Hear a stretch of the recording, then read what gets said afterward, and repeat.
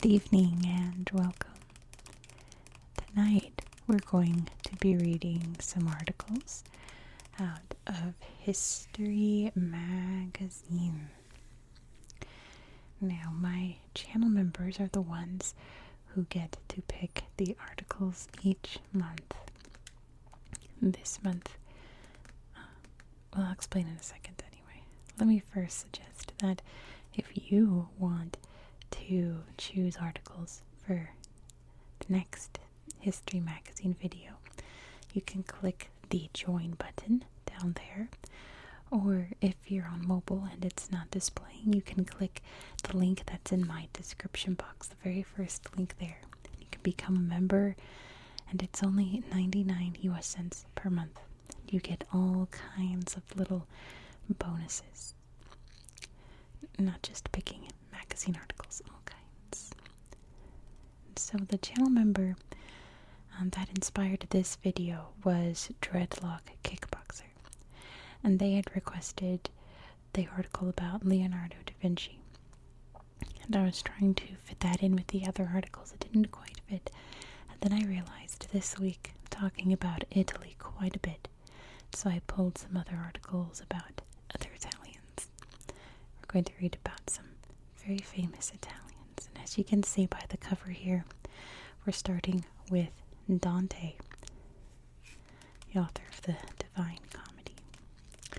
And then we're going to get into the Leonardo da Vinci article, and then we're going to read about Casanova.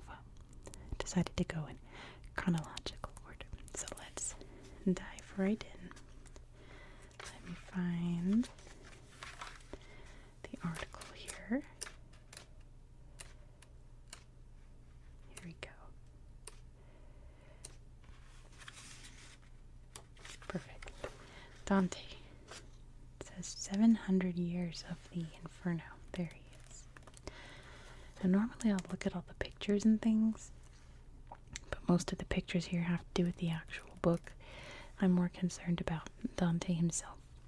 Not to mention, we're going to look at a ton of pictures in Leonardo's article, so we're going to save all the picture looking for that.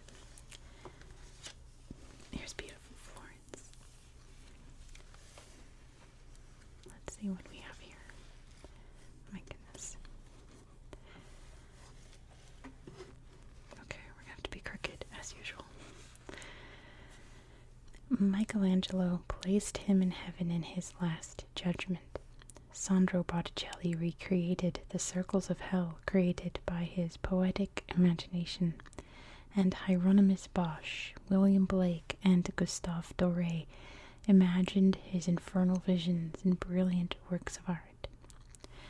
Even today, when the theology and politics of late medieval Florence seem so remote, Dante Alighieri's masterpiece, The Divine Comedy, still fascinates and inspires readers the world over.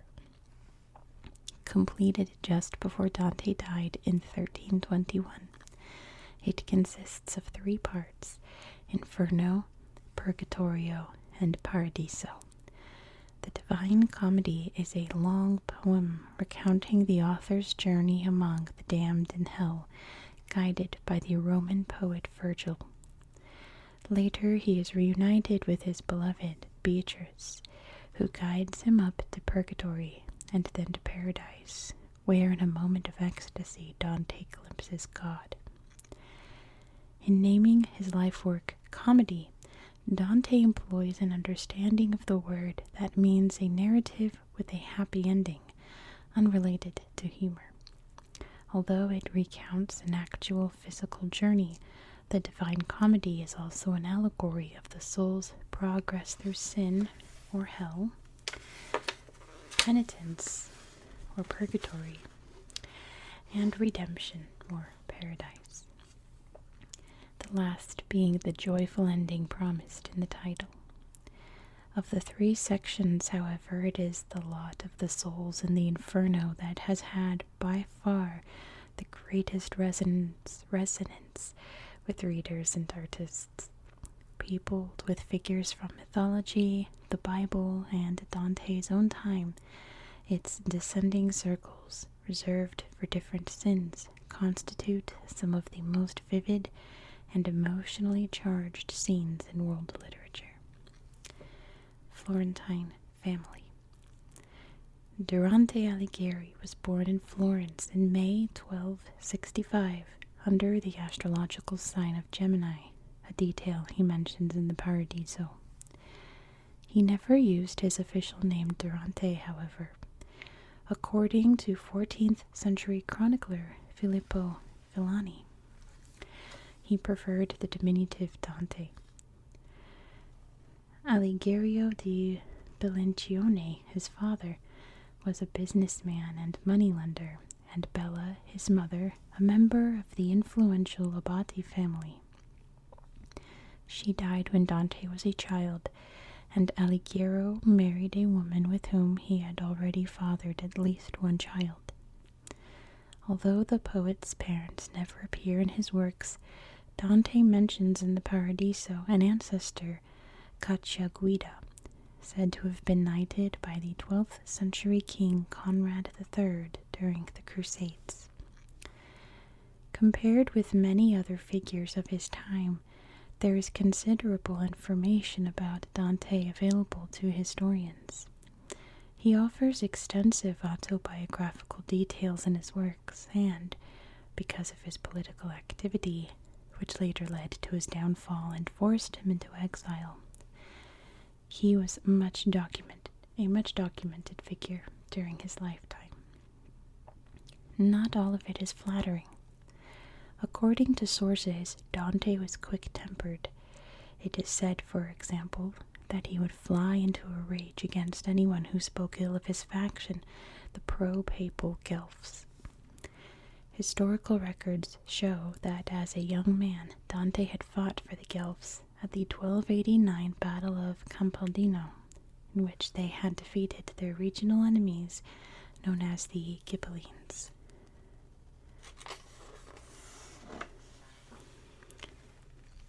Love, politics, and war. Dante's autobiographical writing furnishes historians with clues as to the identity of the woman who would become one of the most famous muses in literature. On May 1st, Florence celebrated the arrival of spring with feasts and music throughout the city.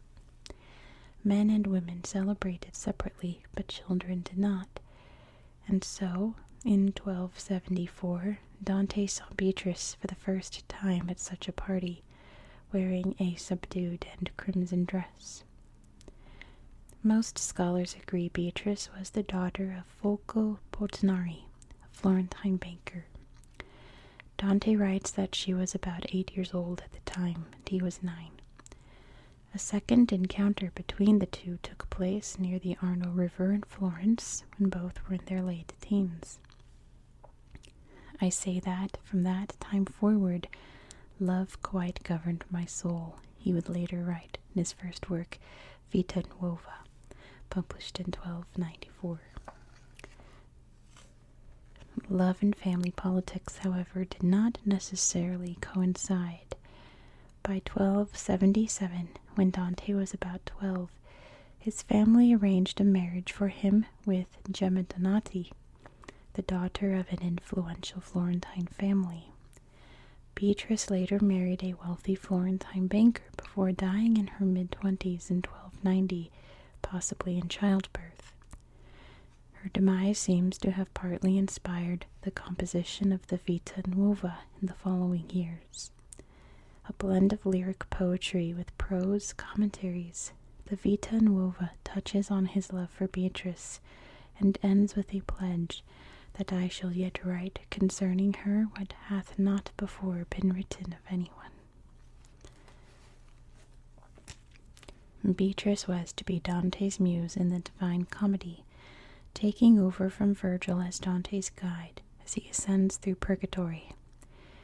But what precipitated Dante's major crisis, the years of exile that spurred him to write his masterpiece, was the brutal nature of Florentine politics. The Guelph-Ghibelline rivalry that dominated 13th century Florence had arisen the century before.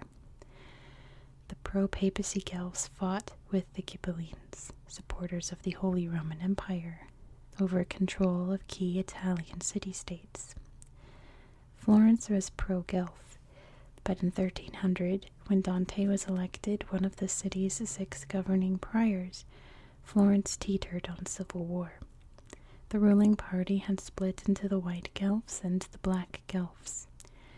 The former, which Dante was allied, defended more autonomy for the city, while the latter supported Pope Boniface VIII and his aim to rule over Tuscany. The Black Guelphs seized power in autumn 1301, and in January the next year Dante, then in Rome, was sentenced to perpetual exile and subsequently to death. Unable to return to Florence, he spent many years living principally in Verona, finally settling in Ravenna. The poet conceived the idea of the Divine Comedy at some point during this long period of exile. His experience of politics and banishment had shown him a chaotic, violent, and corrupt society, where the emperor took no interest in Italy, and the pope pursued temporal rather than spiritual power. Dante imagined a journey through the 3 kingdoms of the afterlife, where he intended to explore the suffering of hell, the repentance of purgatory, and the ascent toward God in paradise, so as to show to humanity the way that had been lost. Hellish setting. Inferno was set in a real time, 1300, 2 years before Dante was expelled from Florence. Canto 1 opens with these lines. Here they are in Italian, but I'm going to read them in English.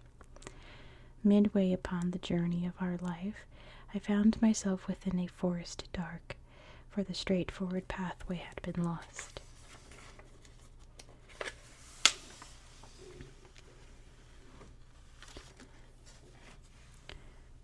The dark forest is depicted both as a real place and an allegory in which Dante encounters 3 beasts representing aspects of sin. In desperation to exit the wood, he comes upon the Roman poet Virgil, author of the Aeneid, which is the 1st century BCE epic poem that recounts the founding of Rome by Aeneas. With Virgil leading the way, Dante undertakes a guided tour of hell. To construct this infernal space, Dante drew on his deep learning of Greek and Roman myth, in which mortal characters such as Odysseus, Orpheus, Theseus, and Hercules all visit the underworld and return to tell the tale. He took inspiration from Virgil's Aeneid, as well as Cicero's discussions of government in De Republica.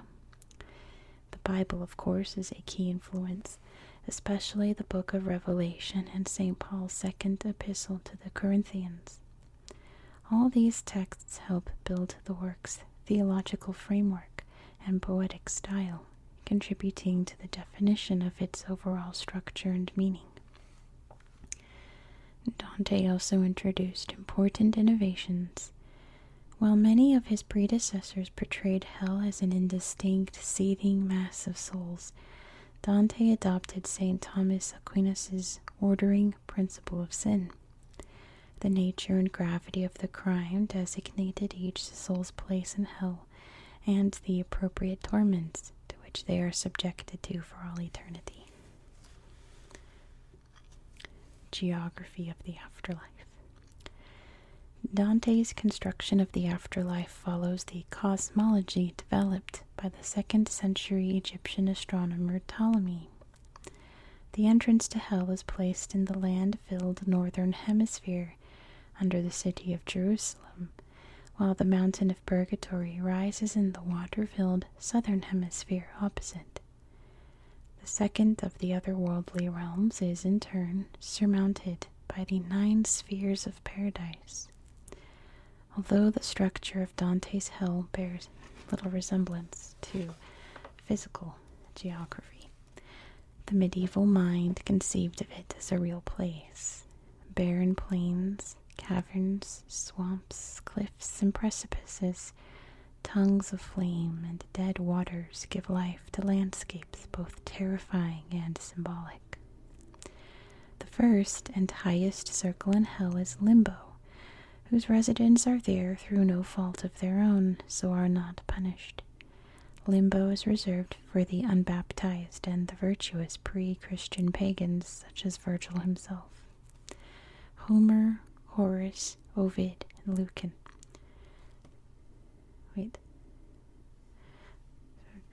Such as Virgil himself, Homer, okay, and just listing other people. From there, the 8 remaining circles descend, filled with the damned and the punished, each one corresponding to a sin: lust, gluttony, greed and waste, wrath, heresy, violence, and fraud. The 9th circle is reserved for treachery, and below this is the center of hell itself, where the devil resides in the form of a 3-headed beast. Dante's hell also has its own internal logic. The rivers Acheron, I don't know how to pronounce that, Styx, and Phlegethon are said to come from a single river, born from the tears flowing from a giant statue of Veglio di Creta, the old man of Crete, described in Canto 14. The old man represents humanity's corruption by sin. Carried by the rivers, these tears reach the lowest point in hell to form the frozen lake in which Lucifer is trapped. In this way, hell is literally made from human sinfulness. Dante's story begins on the night of Maundy Thursday, shortly before the dawn of Good Friday in 1300. While Dante's geography has its own consistency, so too does time. About 24 hours pass between when the poet loses his way in the dark wood to the moment when Dante and Virgil find themselves on Saturday, the day before Easter. In 1588, a young Galileo used the descriptions in the Inferno to calculate hell to be over 3,245 miles deep. As Dante and Virgil do not walk in a straight line, they cover an even greater distance. By the time they emerge from hell, it will be before the dawn on Easter Sunday. Crimes and punishments. Inspired by both classical mythology and medieval demonology, Dante's Inferno includes a hybrid of pagan and Christian features. The crossing of the river Acheron at the gates of hell is presided over by Chiron, which is how I've always pronounced his name, because it's spelled like 50 million ways, but I always said Chiron, the infernal ferryman with eyes of burning coal. Dante's guide Virgil had included Chiron in the Aeneid, when the hero Aeneas descends as a mortal to the underworld, echoing Dante's journey in the Divine Comedy. The punishments that afflict the damned either contrast or mimic their actions in life. Shortly before meeting Chiron, Dante and Virgil run into a host of the melancholy souls of those who lived without an infamy or praise. These are the uncommitted, who are punished by analogy, meaning the punishment fitting the crime. Unable to make moral choices in life, they are now forced to run naked, chased by wasps, in the attempt to grasp a banner that remains out of reach, symbolizing the causes they should have fought for while they are alive.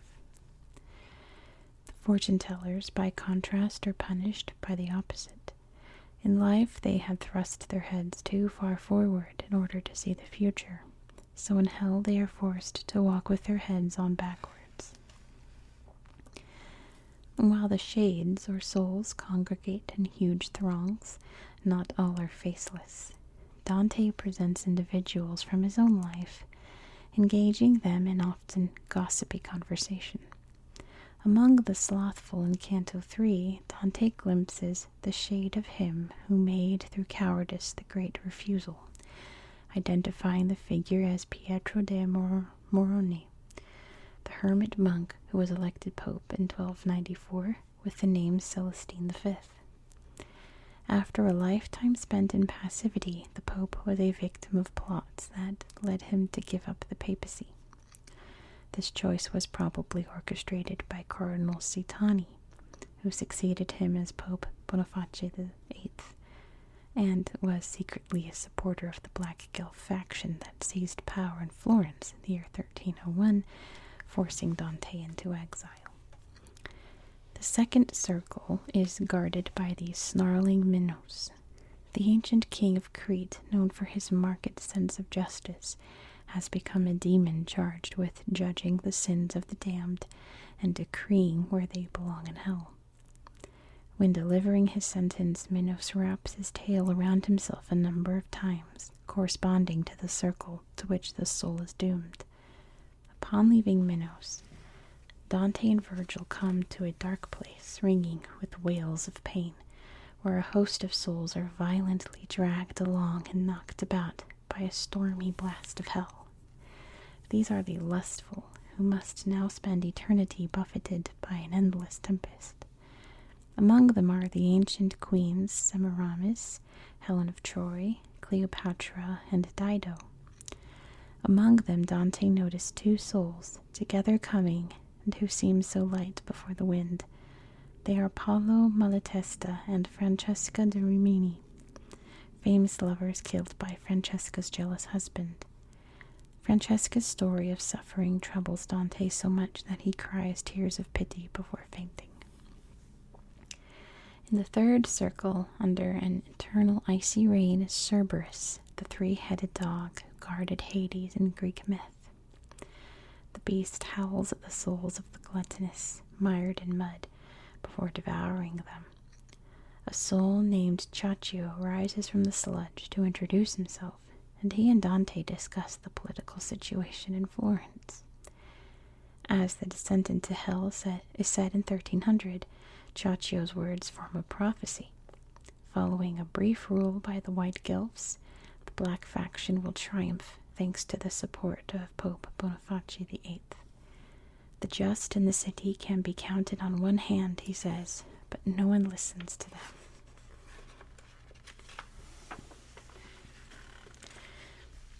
While pride, envy, and greed are the three fatal sparks that sow discord in the spirit of the Florentines. Going deeper. Two other subhuman creatures guard the fourth and fifth circles. Pluto guards the greedy and the prodigal, and Pelagius the wrathful. The former are souls forced to push boulders in opposite directions and insult any others they crash into. Their sins were hoarding, the greedy, or the squandering of money, the prodigal. Among them are several men of the church whose image is tarnished by their sin. The wrathful, meanwhile, are mired in the swampy waters of the river Styx, the wrathful viciously fighting each other. As Dante and Virgil are swiftly ferried across the swamp by Pelagius, a mud-covered sinner rudely asks Dante what he, being alive, is doing in the kingdom of the dead. The poet recognizes him as Filippo Argenti, a black Guelph belonging to the prominent Florentine Admari family, known at the time for his insolent, arrogant manner. Dante addresses him as damned spirit, and when the sinner tries to overturn the boat, Virgil thrusts him back into the mud, wherein other damned souls hurl themselves at Argenti, who starts tearing off his own flesh.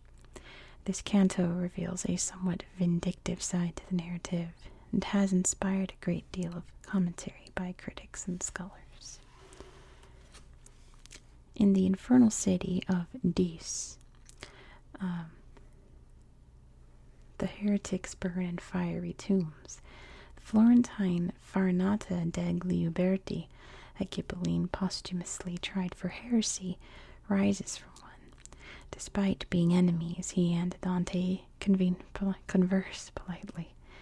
Farinata prophesies Dante will be exiled from Florence, but does not tell him for how long.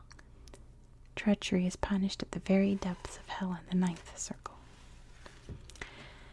Traitors are punished in a frozen lake produced by the icy wind emanating from Lucifer's wings. From here, Virgil leads Dante to the lowest part of hell, where they behold the Emperor of the Kingdom Dolorous, Lucifer himself, who is trapped in ice from the waist down. Oh, what a marvel it appeared to me when I beheld 3 faces on his head, Dante exclaims in horror, watching Lucifer's 3 mouths gnaw on Judas Iscariot, betrayer of Jesus, and the chief assassins of Julius Caesar, Brutus and Cassius. With 6 eyes did Lucifer weep, and down 3 chins trickled the teardrops in the bloody drivel. To the poet's astonishment, Virgil is able to pass down below Lucifer.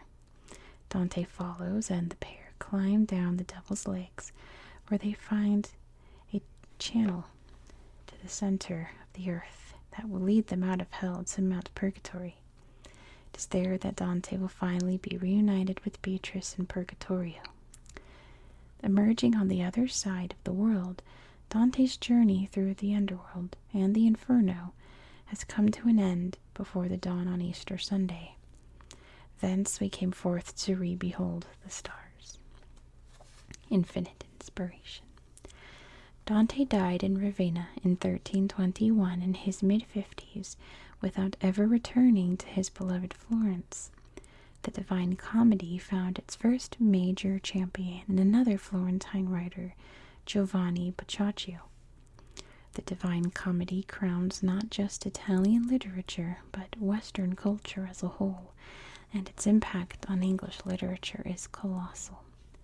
Centuries after its publication, it was a principal inspiration for English poet John Milton's epic 1667 work, Paradise Lost. In the 18th century, Dante was placed on a par with Homer. The English poet Samuel Taylor Coleridge described Dante's work as a total impression of infinity, and the 20th century author James Joyce declared, "I love Dante almost as much as the Bible. He is my spiritual food." I like that. If you want to know more about the rest of the story, like what happens next, Knowing Better has a great, I can't remember if he did a whole series or it's just one video about Dante and The Inferno. If I remember, I'll link it below. But let's skip ahead in history and read about Leonardo da Vinci.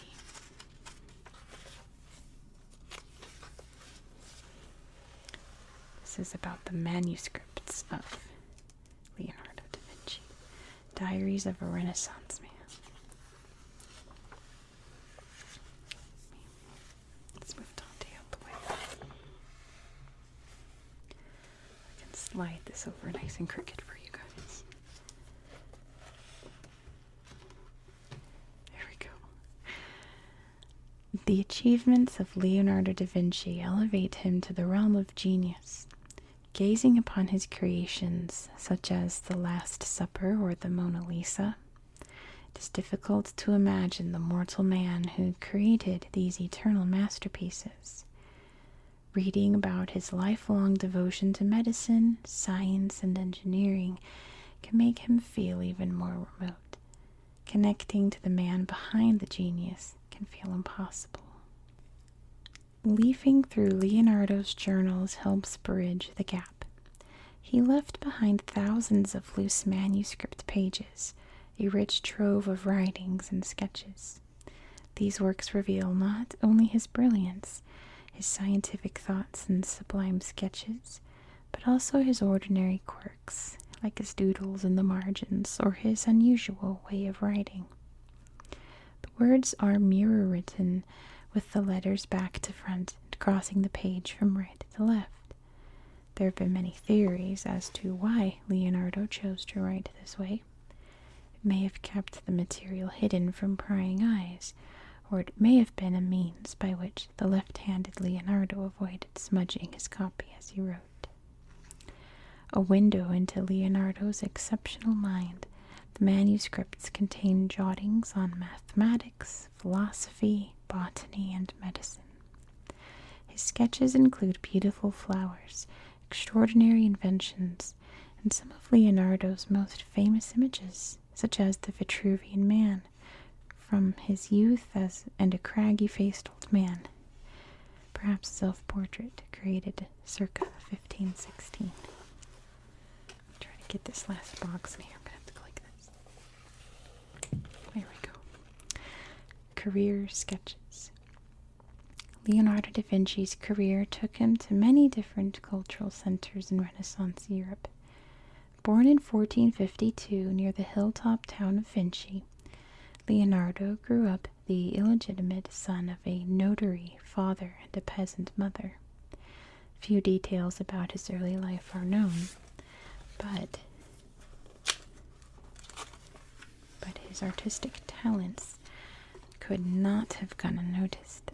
In his teens, Leonardo apprenticed with artist Andrea del Verrocchio in Florence and remained there for 7 years. Around age 20, he began taking independent commissions and working on his own. In 1482, the 30-year-old artist moved to Milan to enter the service of Ludovico Sforza, ruler of the city. Under the job title of ducal painter and engineer, Leonardo combined his brilliance in painting, design, construction, and inventing. He designed a monumental equestrian statue in bronze, and in 1497 completed the Last Supper for the refectory of the city's Santa Maria delle Grazie monastery. Following the fall of Milan to French troops in 1499, Leonardo served as a military architect, engineer, and cartographer for the cardinal and warlord Cesare Borgia. After a brief return to Florence, during which he painted the Mona Lisa, he went back to Milan, this time in the service of the French. His connections with the French monarchy would serve him well. After a stint in Rome, the aged genius accepted an invitation from the French king to live in France as a guest of the crown. He died there in 1519 at age 67. Goodness, I have to do this again. Try to fit this all in the shot. Books of Genius. Today, Leonardo da Vinci is principally remembered as an artist, but when the young Leonardo sent his resume to Sforza in 1482, he pitched his talents as a military engineer. Among much else, he promised designs for light and strong bridges, adapted to be most easily carried, and with them you may pursue and at any time flee. Leonardo's engineering and innovation interests drove his prodigious production of jottings and notes, in keeping with his instincts as a Renaissance humanist to seek to understand every aspect of nature. For Leonardo, drawing was also part of this process. Sketching, recording, revising, and theorizing became as important as a finished product. Much of Leonardo's writings could have been lost, succumbing to fire, flood, or theft. But through luck and the intervention of those who saw their worth, many of the manuscripts and diaries survived. After Leonardo died in 1519, his vast manuscript archive passed to his heir, Francesco Melzi. Melzi held on to some of this material and formed a volume now celebrated as Leonardo's treatise on painting.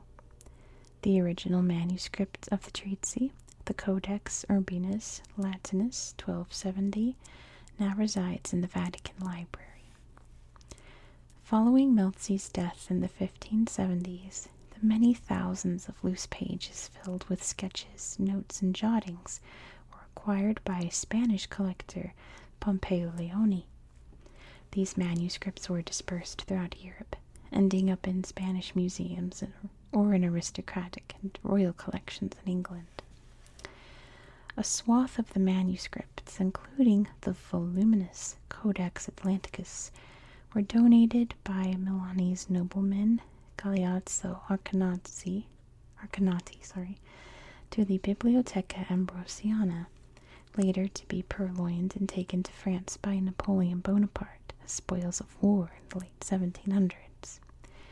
A few volumes eventually returned to Milan, and some returned to Turin. All the surviving Leonardo notebooks today are preserved in the collections of libraries and museums across Europe. There is one exception, the Codex Leicester, which in 1994 was bought by software tycoon Bill Gates. During these journeys, the manuscripts have been bound, rebound, or stitched together to make bigger volumes. Some notebooks still retain part of Leonardo's original unitary character, such as the Codex Leicester and the Madrid I and Madrid II codices, whose pages are partially numbered in Leonardo's hand. With his relentless mind, Leonardo experienced the world as few, if any, ever had before. His mind seemed always to run at full steam, obsessed with the beauty of nature and human beings, but also with innovation, using the natural world as inspiration. His is the eye of curiosity, as Leonardo himself wrote in his treatise on painting. The eye embraces the beauty of the whole world and is the window of the human body. Thanks to his manuscripts, 500 years after his death, people can still observe that restless eye in action. So here's a timeline of how all the codices passed down, but we're not going to look at that. We're going to look at the drawings and these descriptions about them. I'm going to have to do this again. There we go. The early papers. Few examples of Leonardo's earliest sketches and notes still exist, but the ones that survive reveal the thoughts and observations of the time. These loose sheets are from his first decade in Florence, starting in 1472. Sketched when he was 21, Leonardo's first drawing, you can see up here, very detailed, so beautiful. His first drawing is a view of the Arno, the river that runs through Florence.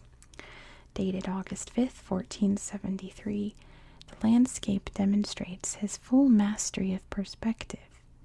In the upper left corner, Leonardo's notes flow across the page from right to left. This backward writing habit would continue throughout his life. Another drawing, which is over here, captures a current event from this time in Florence, a criminal's execution. On a tiny piece of paper is the hanging of Bernardo Bandini Baroncelli, who participated in a 1478 assassination attempt on Lorenzo de' Medici.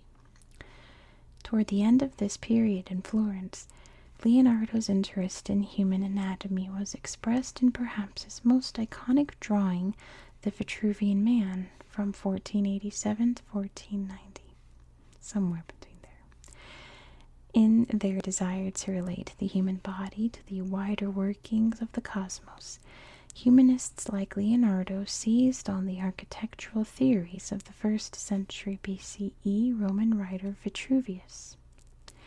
His treatise, rediscovered in the early 1400s, established proportional rules for the human body. In this sketch, Leonardo tests them. A figure of a man with his arms outstretched is contained in a square. Superimposed on the figure is another drawing of the same man, but with his arms and legs akimbo and circumscribed by a circle. In the margins of the drawing is Leonardo's distinctive handwriting running right to left. And of course, everyone knows this picture. Very, very famous drawing.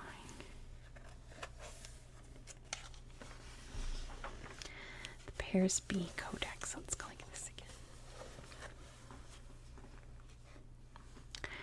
In Milan, Leonardo created what is now known as the Paris B Codex.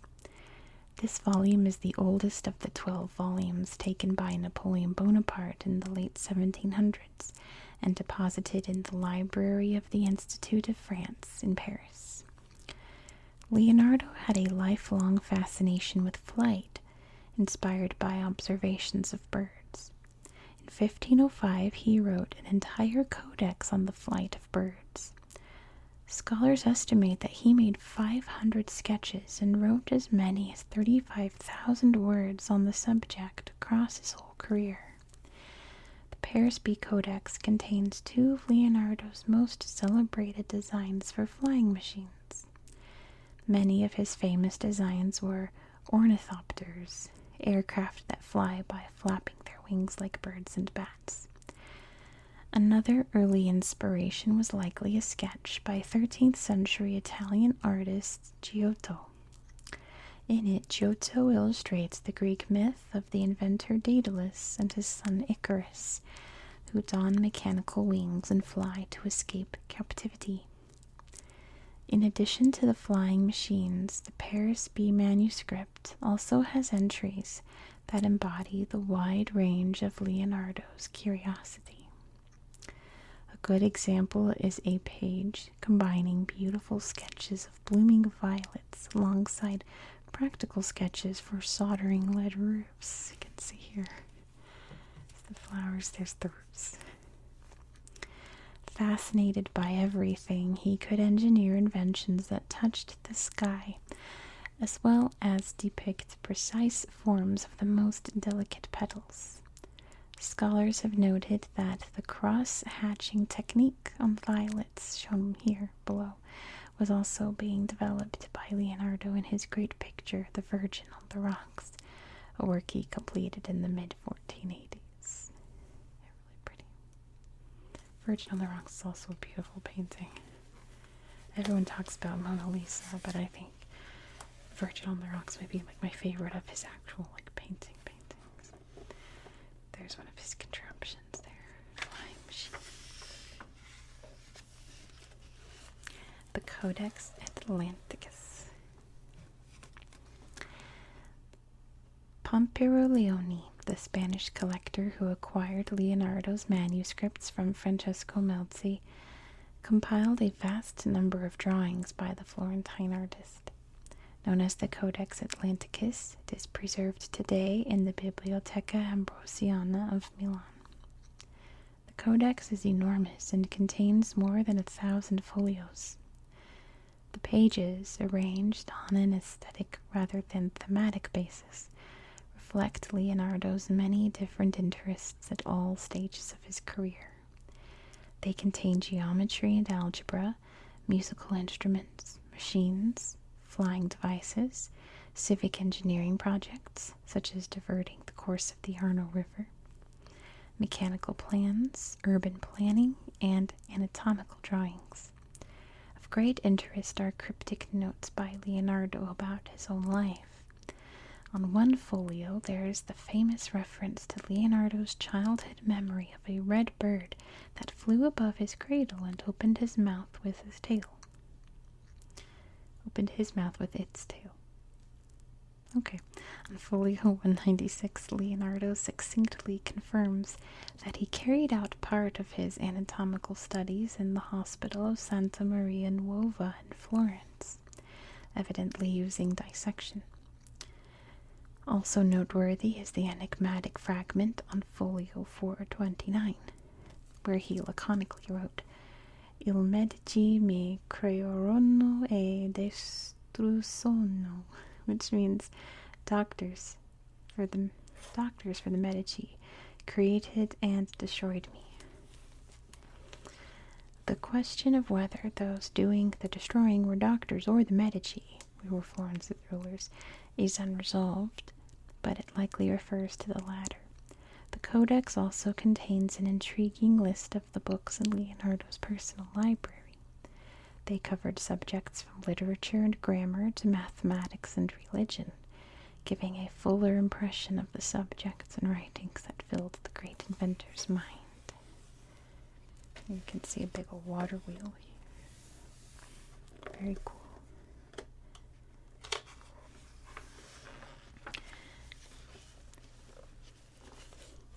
The Codex Windsor.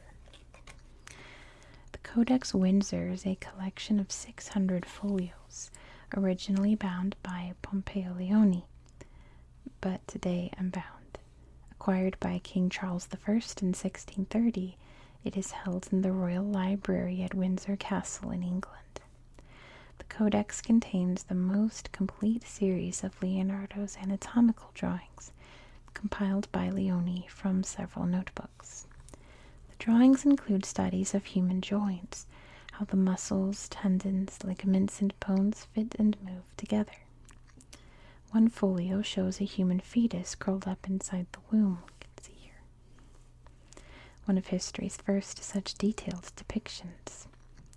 The Codex Windsor is also notable for containing a large part of the studies of horse anatomy that Leonardo carried out in preparation for the equestrian monument commissioned by Ludovico Sforza.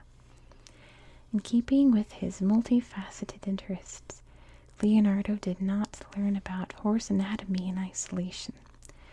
He obsessively studied horses in different positions. He studied expressions and demeanor in both horses and humans, comparing and contrasting the expressions of snorting fury in horses and a man.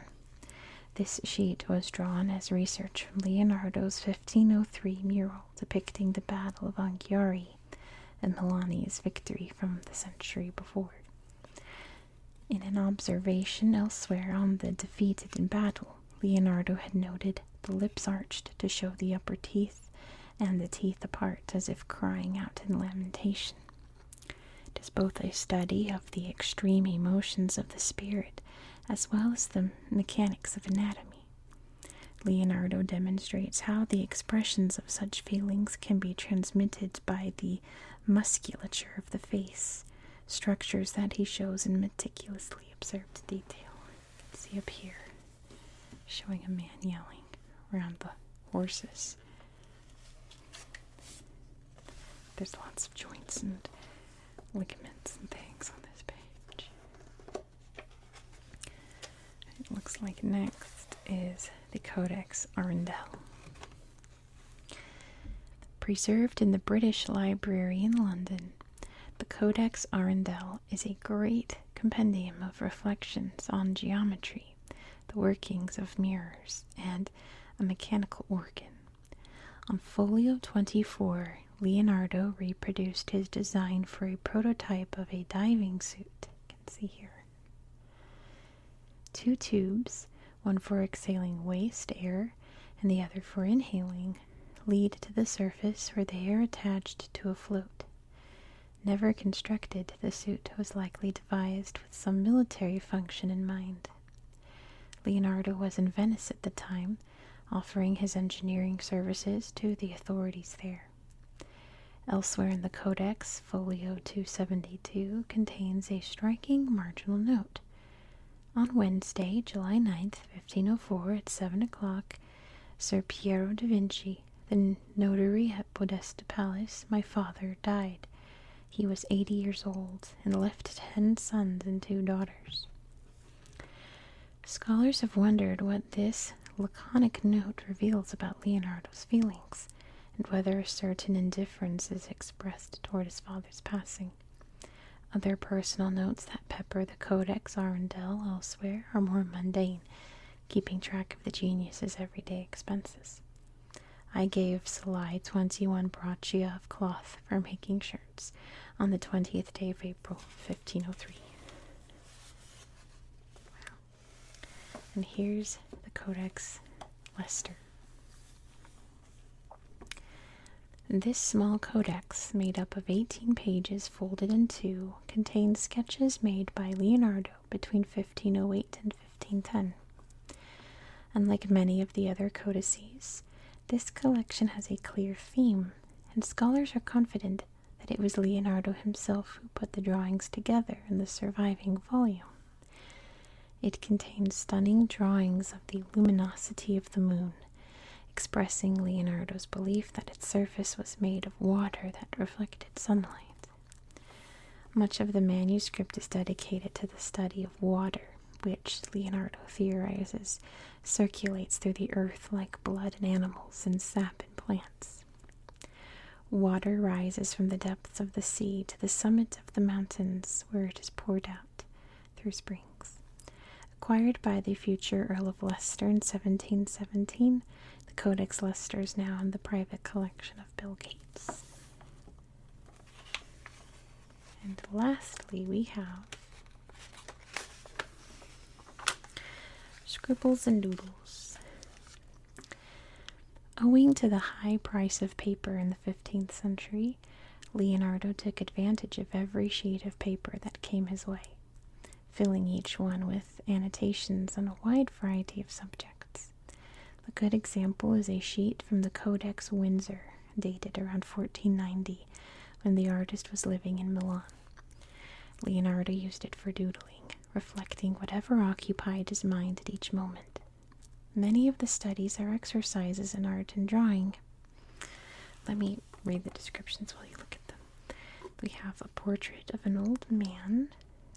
We have B, right here, can you see? An equestrian. The subject is probably Duke Ludovico Sforza.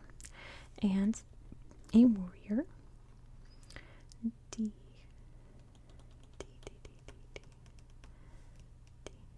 It says it's small. Oh, it might be over here. It is right here. D is a minuscule drawing of a bell tower. Illustrates Leonardo's interest in architecture.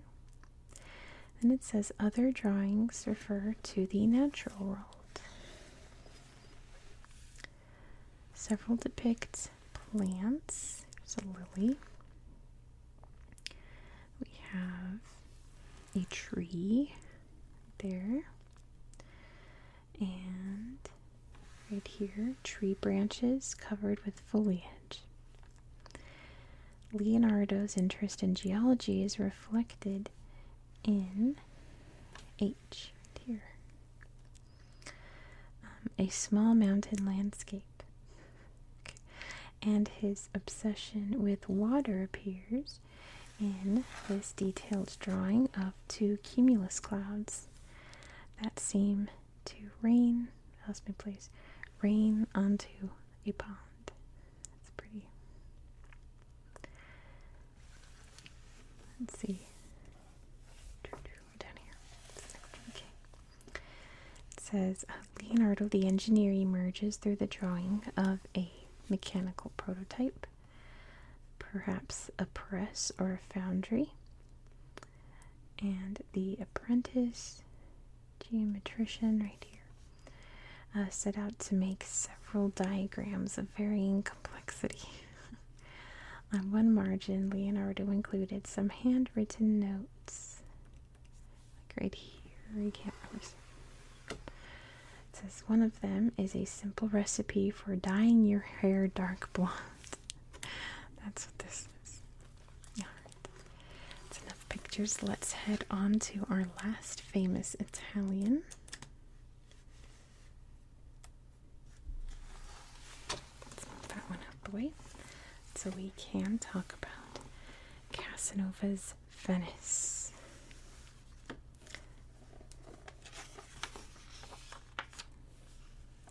There's, of course, beautiful Venice, Piazza San Marco.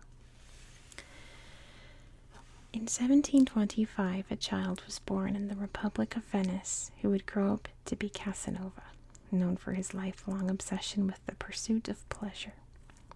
Wreathed in beauty and splendor, Venice in the 18th century exuded opulence and mystery. It shaped the young man's worldview and attitudes. Through its celebrations, theaters, casinos, and bordellos, he came to embrace a life of exploration. Giacomo Girolamo Casanova was born to two actors in the Venetian neighborhood of San Samuele. Much of what is known about his life came from his own pen. In middle age, he wrote an exhaustive memoir, Histoire de ma vie, which chronicles the first 50 years of his life.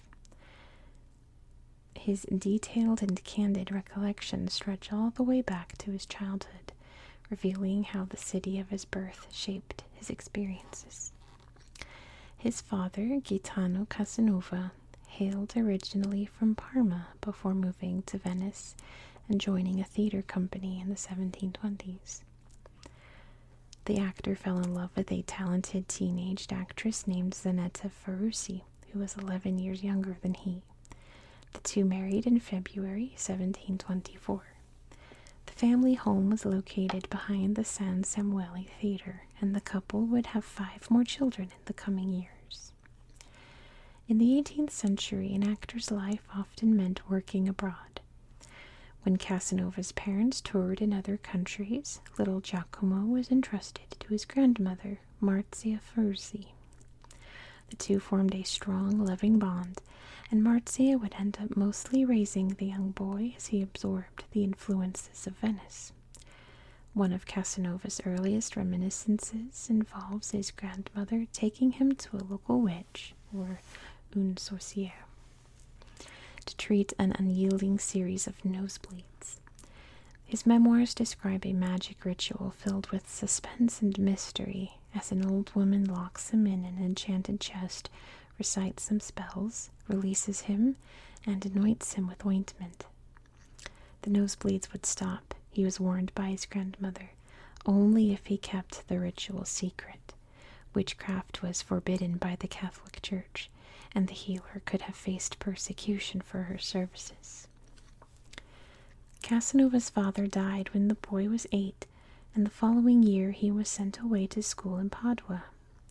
His mother would live for another 4 decades, but Casanova's connection with her were tenuous. She did not remarry after Gaetano's death and continued to work in theaters across Europe. When Casanova was 10, she left Venice behind for good, eventually settling in Dresden. Casanova's early years in Venice were enveloped by the theater and magic, which both play with illusion and reality. These influences nurtured the young boy's abilities and interests. Talented at improvisation, he could think quickly on his feet, a skill that served him well throughout his life. The early flirtation with black magic nourished a curiosity about religion,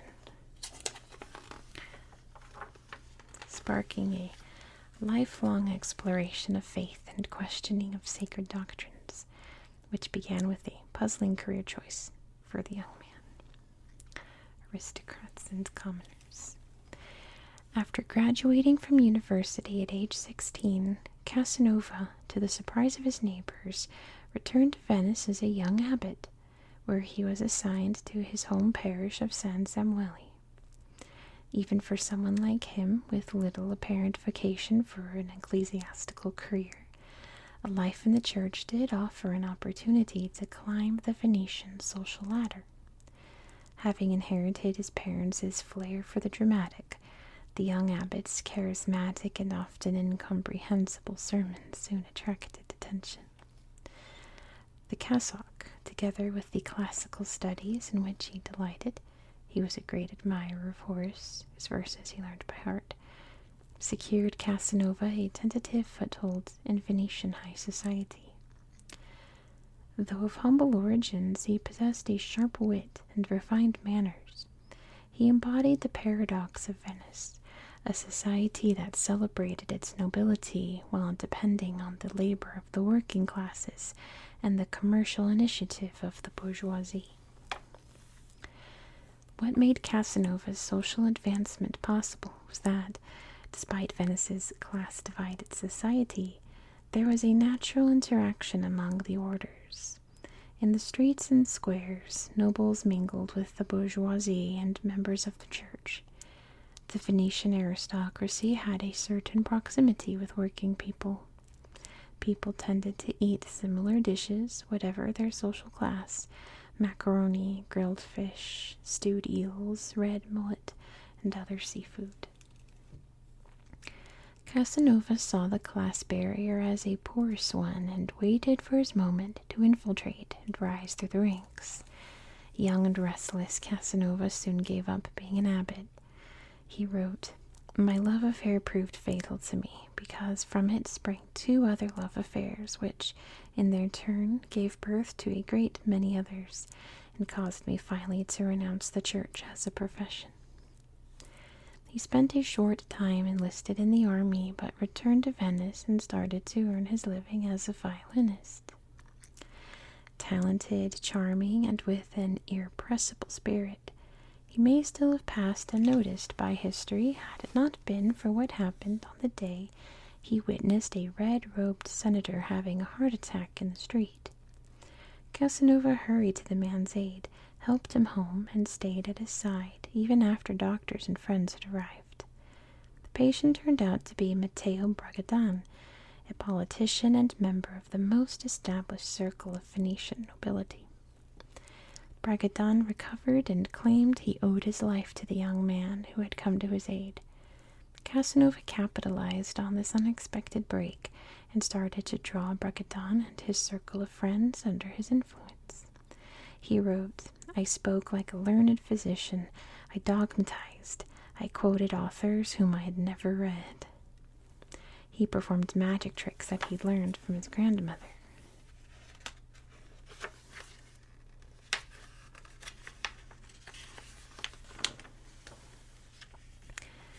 Casanova's interest in religion wowed Bragadin's circle with his knowledge of the Kabbalah, the study of which was in vogue in the city at the time. In 18th century Venice, rationalism and occultism went hand in hand, and Casanova used his intellect and charm to further his social ascent. Bragadin was so impressed that he took the young man under his wing. Casanova, who was genuinely fond of Bragadin, moved into his house and found himself more securely established in the upper echelons of Venetian society, with his bills paid and the possibilities of an aristocratic life before him. By now, Casanova was tall, attractive, and cultured. He was at ease with people of every background, the common people, the clergy, and now also the nobility. It was a rare quality and one that made him highly prized in Venetian society. Love affairs. Casanova is perhaps most famous for his seductions, sexual scandals, and love affairs. His memoirs proudly describe his encounters with countless girls and women in great detail. Many of these accounts are quite shocking to modern readers.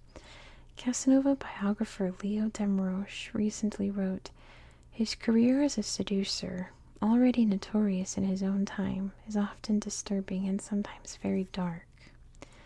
Many of his encounters would be classified today as immoral at best and criminal at worst, making it imperative to read his memoirs with a critical eye. The women's voices are largely absent from his memoirs, allowing the reader to hear only his side of the story." Venice's moral code was quite separate from the rest of Europe in the 18th century, which may stem from its unique place in European history. Unlike many other cities, Venice was an independent republic for centuries and developed its own attitude toward sexual pleasure and enjoyment. By the 18th century, it had developed quite a reputation as a pleasure capital, a popular stop for many young men on their so-called grand tour of Europe. Although on the surface Venice was governed by rigid Catholic Moors, in reality it encouraged sexual exploration, especially for its male citizens. For men, not having a lover was seen as a cause for embarrassment, and in this cardinals and prelates were no exception. Almost all male aristocrats were involved with very young female courtesans, many of whom would go on to marry from among the nouveau riche. Not even the nuns are left out of these liaisons. One of Casanova's great love affairs was with a nun he calls M.M. in his memoirs. In fact, Casanova was not M.M.'s only lover. She was already involved with a religious French diplomat.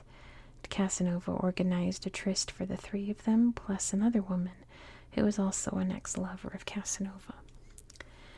Casanova was in his element in promiscuous Venice. He spent a lot of time in and around Venice's theaters, which he knew well, having been born into an acting family, and which were a good place to meet women. Venetian theaters at the time were rowdy, sociable places.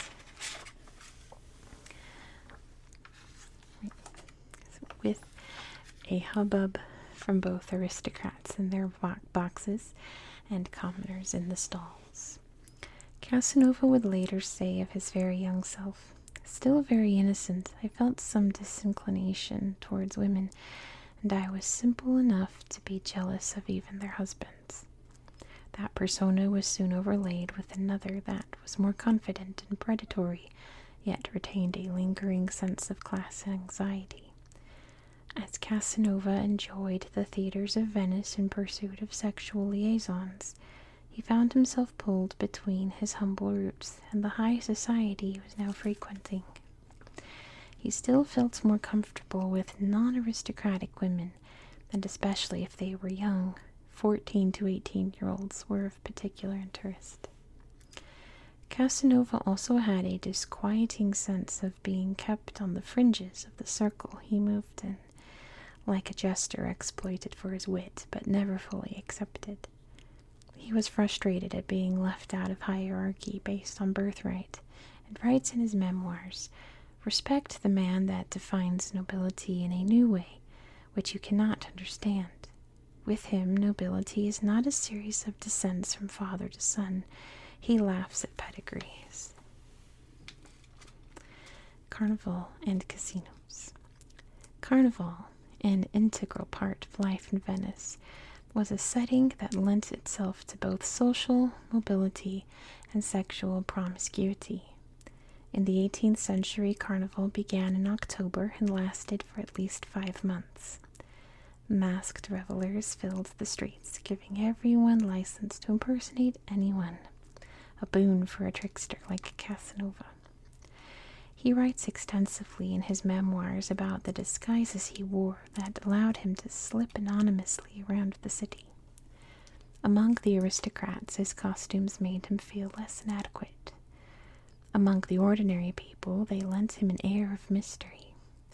Disguise would turn out to be key in many of his adventures. The hub of carnival festivities was St. Mark's Square. There, comedies, concerts, and plays took place on improvised stages, as well as wrestling and boxing matches. Astrologers and charlatans eager to exchange cash for a fortune told mingled with the revelers. There were grotesque spectacles in the name of entertainment, bears secured to a pole by a chain through the pallet, and cage fights between angry cats. Casanova, like many other Venetians, was obsessed with gambling and suffered dire consequences for his addiction. Gambling took place in ridotti, buildings that were reserved for games of chance. These casinos could range from dingy dives to elegant palazzos, and Venetians of all classes enjoyed them. An example of the latter was the ridotto opened in 1638 by the aristocrat Marco Dandolo. It boasted 10 or 12 gambling rooms equipped with gaming tables. There the select clientele maintained absolute silence as they played. In Venetian high society, where most people gambled, entire fortunes could vanish overnight. Casanova, a stranger to moderation, ran up huge gambling debts that proved too much for even the generous Bragadin to settle. Casanova incurred more and more debt to pay his dues and was not averse to borrowing from the women he seduced. Scandal, prison, exile. There's the Bridge of Sighs. Casanova continued with this lifestyle for years, but there is a limit to how much debauchery his circle would accept, even with Bragadin's protection. Venice was governed by an oligarchy known as the Council of Ten, an assembly of 10 aristocrats elected annually who had almost absolute power. When it felt like it, this government was capable of intimidating anyone, even the wealthy Bragadin. The punishments meted out by the 10 could be merciless. Bragadin had long warned his protege about stirring up the ire of the 10, but Casanova ignored him. He knew he hadn't broken any laws, but he miscalculated by ignoring the fact that he was still technically a commoner against whom many aristocratic husbands held a grudge. At age 29, Casanova was seized one morning and without further explanation forced to cross the Bridge of Sighs and locked up in the Piombi prison. Luckily for him, this jail was reserved for high-ranking prisoners. He would have faced a far worse fate had he ended up in the Pozzi, where the cells were just below sea level and prisoners served their sentence knee-deep in seawater.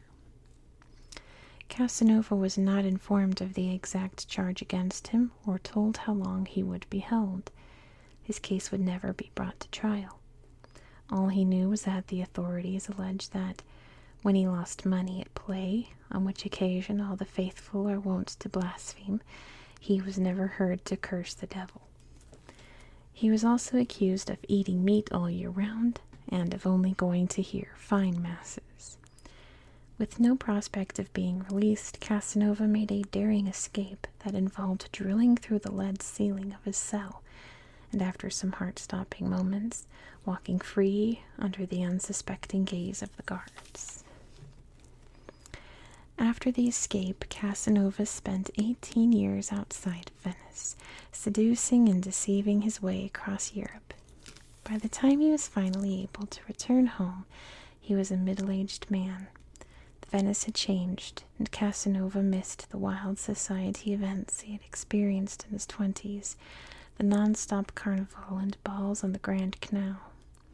He'd be exiled again in 1783 and spent the last years of his life working on his memoirs, which begin with a frank admission. I will begin with this confession. Whatever I have done in the course of my life, whether it be good or evil, has been done freely. I am a free agent. At age 73, Casanova died in 1798, a year after the Republic of Venice fell to Napoleon Bonaparte. And I'm going to end it there because it's getting kind of long. Thank you so much for watching. If you enjoyed this style of content, please consider subscribing. And if you want to determine what kinds of articles I read, you can click the join button down there and become a channel member and get all kinds of bonus perks, extra videos, and things like that. I hope that you found this video relaxing and educational, and I hope that you have a good